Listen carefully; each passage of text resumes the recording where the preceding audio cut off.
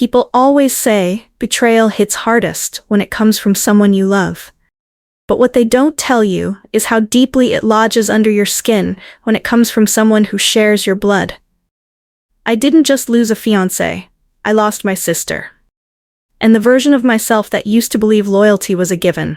My name is Claire Dawson, I'm 32 years old, and 6 years ago I thought I had everything figured out. I was a successful associate at one of the top law firms in Seattle. I had my own apartment with floor-to-ceiling windows overlooking Elliott Bay, a healthy savings account, and a dog named Winston who snored louder than most people. My calendar was color-coded, my cardio was consistent, and my weekends were filled with friends who used words like future bridesmaid and power couple when they talked about me and Ethan. Ethan Walsh. Even his name still does something to my chest. He was the kind of man who made other men look unfinished. Charismatic in that effortless, not even trying kind of way.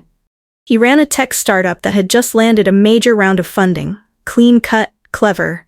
The kind of guy who ordered your drink without asking and always got it right. We met at a fundraising gala through a mutual friend, and by the end of the night, I knew he'd never really leave my life. He proposed 14 months later, on a windy afternoon at Alki Beach, with sand in my shoes and my heart somewhere up in my throat. He didn't do anything flashy, just a ring, a trembling voice, and a smile that said, "Let's build a life." I said yes. It was the easiest answer I've ever given. My parents were thrilled. My mother especially adored Ethan.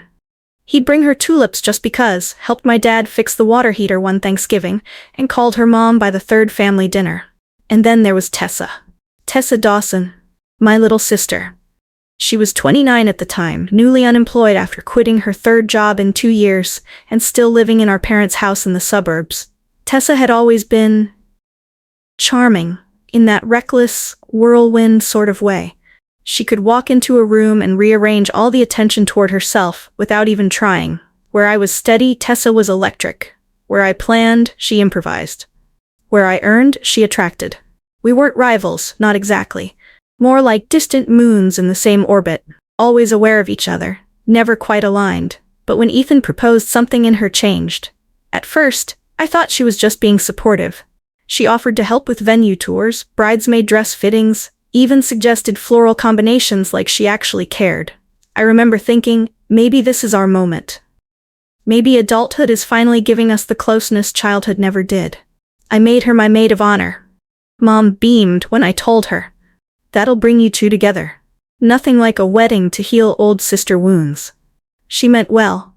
But the truth is, there were cracks. I just chose not to see them. Tessa had always flirted with everyone, but the way she looked at Ethan during our engagement party, lingering eyes, too many compliments, laughter that dipped into something private, it made me uneasy. I remember catching her touching his arm too long when she made a joke. I remember the way Ethan would gently shrug her off, then glance at me quickly, like checking to see if I'd noticed. I noticed, but I told myself not to be paranoid. This was my sister. This was the man who wanted to marry me. What could possibly go wrong? Everything. The unraveling didn't happen overnight. It started slow, like rot behind drywall, invisible until everything crumbled at once. Ethan began working late more often. He was distracted, shorter with his words. Little criticisms started creeping into conversations. My laugh was too loud now. My habit of reading in bed kept him up. The blue dress he once said made me look like his future bride was now a bit too much.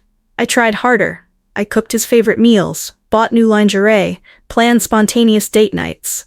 But he always had an excuse. He was tired, busy, overwhelmed with investor meetings, and all the while, Tessa kept showing up, texting more, asking about Ethan's schedule, his cake preferences, his favorite flowers.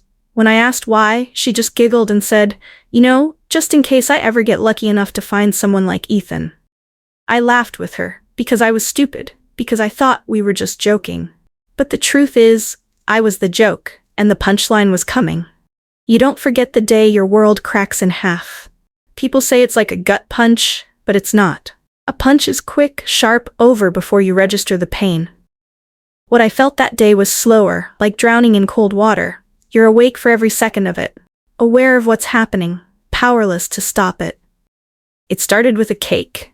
Our cake tasting had been scheduled for a Friday afternoon. Ethan had specifically said he was excited about it. "It's the only part of this wedding I actually care about," he joked.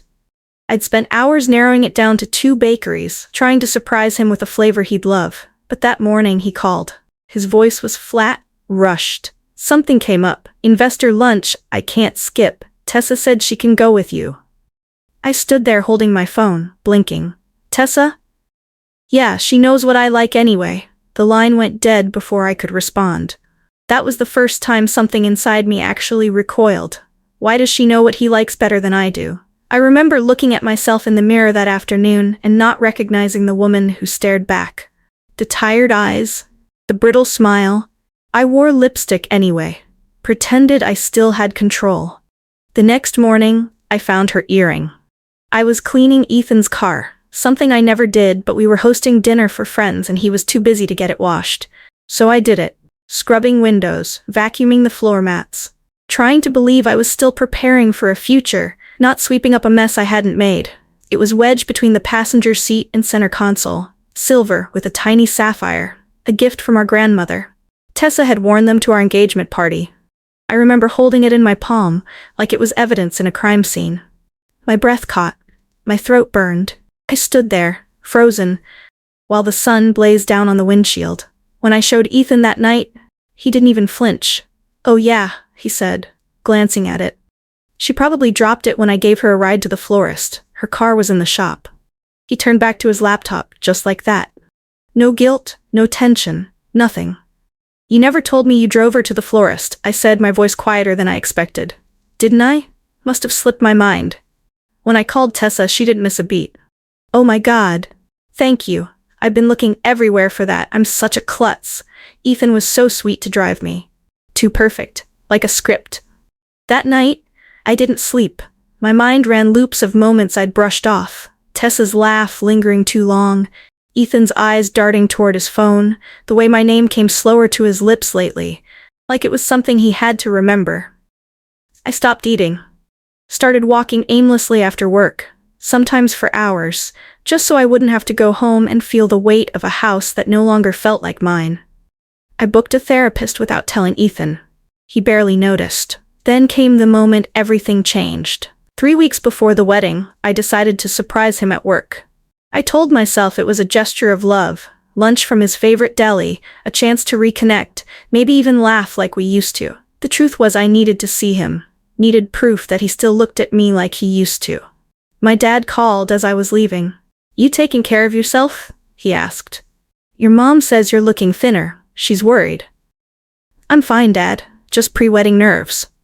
"Bring that boy a sandwich he can't resist. Remind him why he's marrying you." If only he knew. When I walked into the office, Nathan's assistant, Marcy, looked startled. "Oh, Claire, hi. We weren't expecting you today." "I just brought him lunch," I said, lifting the bag. "I'll wait." She stood quickly. "Actually, he's in a meeting. He asked not to be disturbed." "Is he alone?" I asked. Her eyes darted toward his office door. That was enough. I didn't wait for permission. I walked down the hallway, heels sharp on the tile. My fingers trembled as I reached for the handle. My breath caught in my chest, and then I opened the door. They didn't hear me. Ethan's back was to me. He was leaning against his desk. Tessa stood between his legs, her arms looped around his neck, her head tilted slightly as their lips met. Her skirt was wrinkled. His tie was loosened. Their bodies fit together with the ease of familiarity. It wasn't a first-time kiss. It was a routine. I didn't speak. Not right away. I let the silence grow heavy. Let the betrayal hang in the air like perfume. Let them finish, just to make sure they had no excuses left. When the door clicked shut behind me, they sprang apart. "Claire?" Ethan straightened up, reaching for his tie like it mattered. "This isn't what it looks like," he said. Of course. Tessa didn't bother lying. She lifted her chin and met my gaze. "We didn't plan this," she said. "It just happened."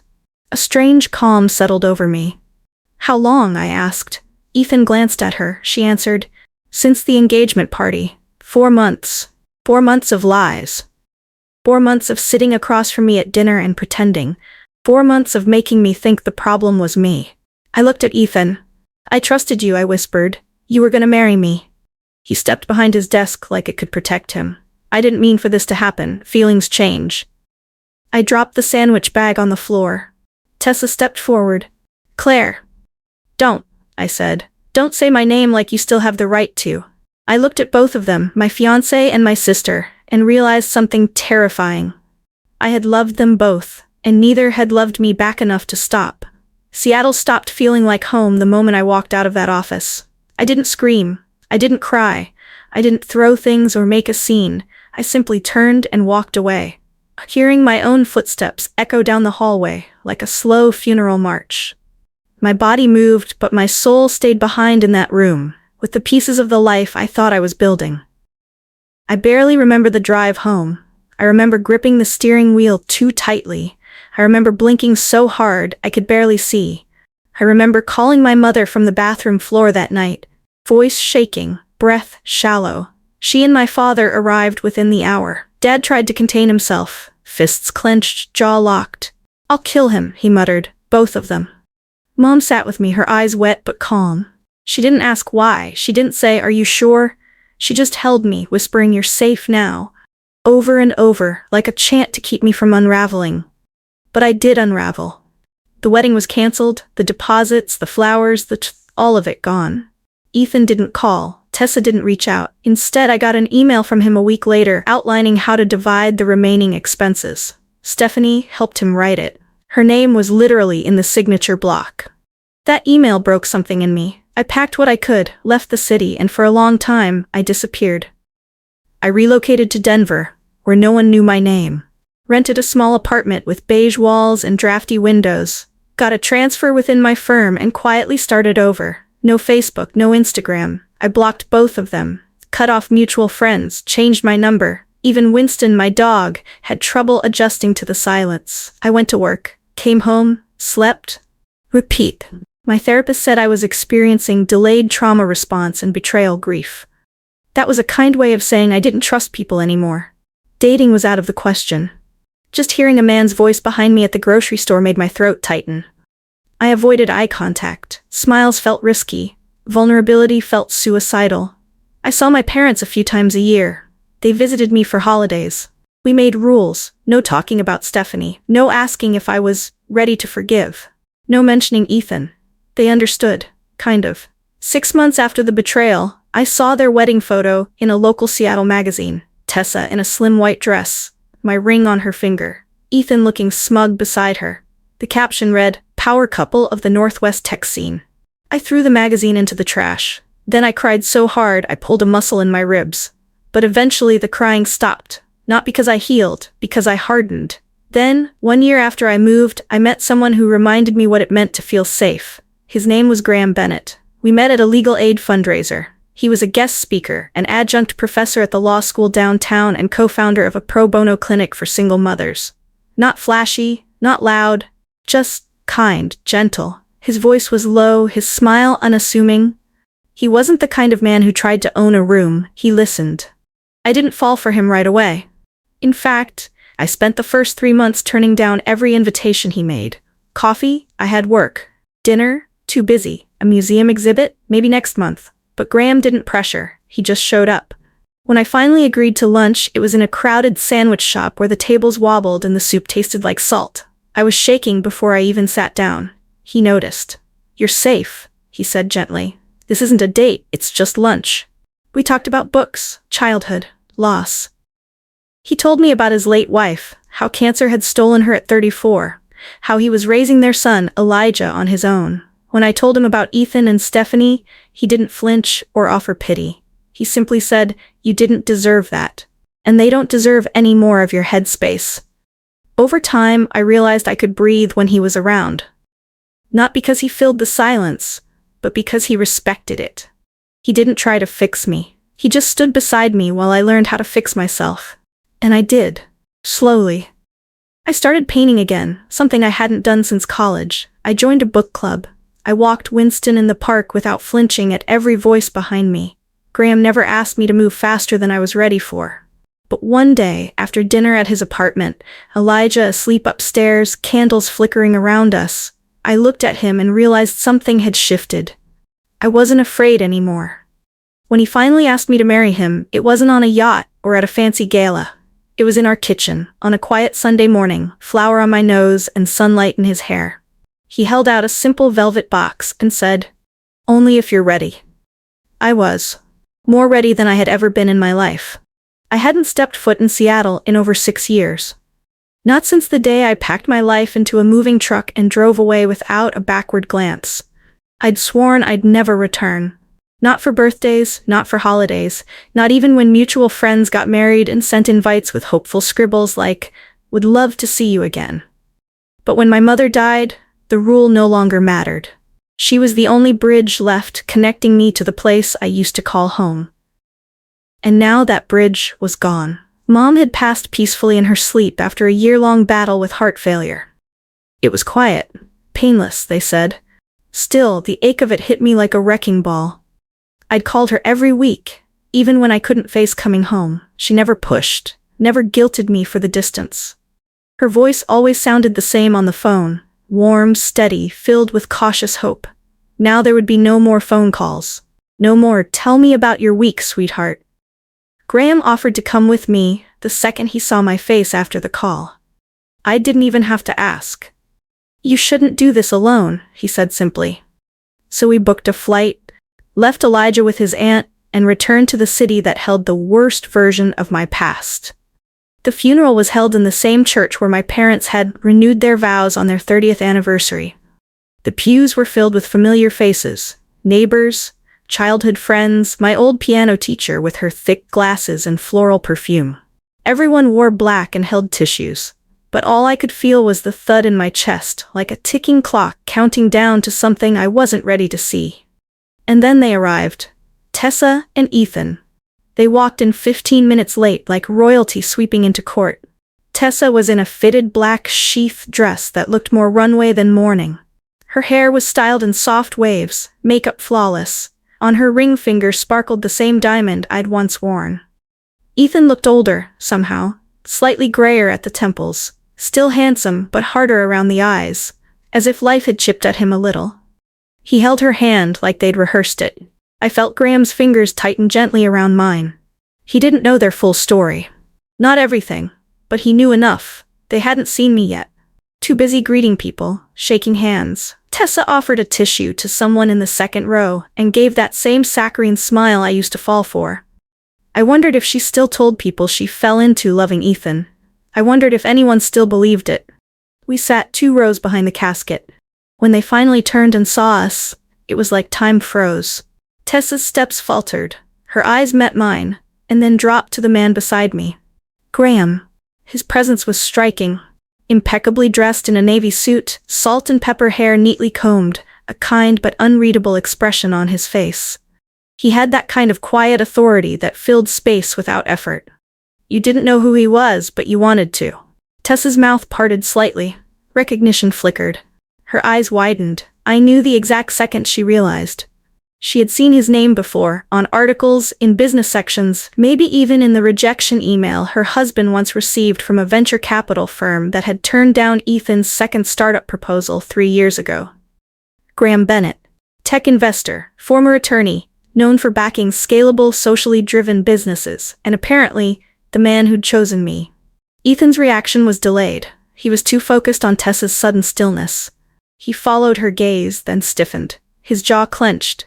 He didn't look surprised to see me, only unsettled. I met his eyes. No anger, no satisfaction, just calm. The kind of calm that said, "You no longer matter here." We didn't speak. We didn't need to. The look on Tessa's face, pale, flickering between confusion and envy, was enough. She'd taken my past.